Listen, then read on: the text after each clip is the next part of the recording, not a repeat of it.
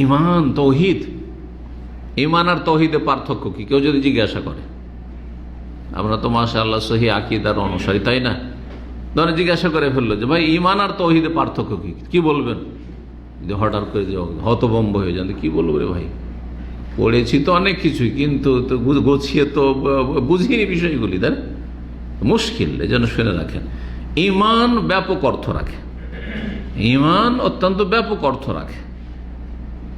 আর ঈমানের একটা গুরুত্বপূর্ণ, বরং সবচেয়ে গুরুত্বপূর্ণ দিক হচ্ছে ঈমানের তাওহীদ, একত্র। কারণ ঈমানের মধ্যে একটি হচ্ছে ঈমান বিল্লাহ ওয়া মালাইকাতিহি ওয়া কুতুবিহি ওয়া রুসুলিহি ওয়াল ইয়াউমিল আখিরি ওয়াল কদরি খাইরিহি ওয়া শাররিহি।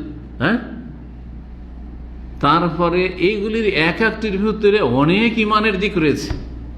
আল্লাহর প্রতি ঈমানের মধ্যে অনেক দিক রয়েছে ঈমানের। আল্লাহর প্রতি ঈমানের একটা দিক হচ্ছে আল্লাহর তাওহীদ, আল্লাহর একত্ব।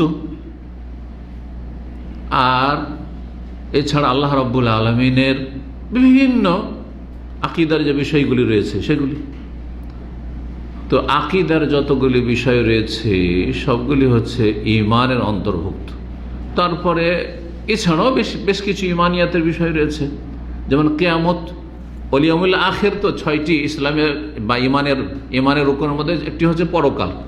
কিন্তু পরকালের আগে যে পরকালের কিয়ামতের যে লক্ষণগুলি রয়েছে, বড় লক্ষণ ছোট লক্ষণ, এগুলো বিশ্বাস করতে হবে না? দাজ্জালকে বিশ্বাস করেন না? ইয়াজুজ মাজুজ বিশ্বাস করেন না? ইমাম মেহেদী বিশ্বাস করেন না? বিশ্বাস তো করেন। এগুলো কোথায় ফেলবেন? এগুলো তো ঈমান, এগুলো ঈমানের অন্তর্ভুক্ত। এগুলো হচ্ছে আখিরাতের, পরকালের, কিয়ামতের পূর্বাভাস। সুতরাং আল ইয়াউমুল আখিরের অন্তর্ভুক্ত এগুলো। তো ঈমান হচ্ছে ব্যাপক অর্থ, যাতে অনেক বিষয় রয়েছে। তার একটা সবচেয়ে বড় দিক হচ্ছে আল্লাহর তাওহীদ। আর আল্লাহর তাওহীদে একটি তাওহীদুর রুবুবিয়্যাত, আরেকটি হচ্ছে তাওহীদুল আসমা ওয়া সিফাত, আরেকটি হচ্ছে তাওহীদুল ইবাদা বা তাওহীদুল উলুহিয়া। যেভাবেই বুঝেন না কেন এই তাওহীদের বিষয়গুলি, তো আল্লাহর একত্ব প্রতিষ্ঠা করা, একত্ব অন্তরে বিশ্বাস করা, একত্বের স্বীকৃতি দেওয়া, ঘোষণা করা, এবং কথায় কাজে জীবনের প্রতিটি ক্ষেত্রে আল্লাহর তাওহীদের বাস্তবায়ন করা।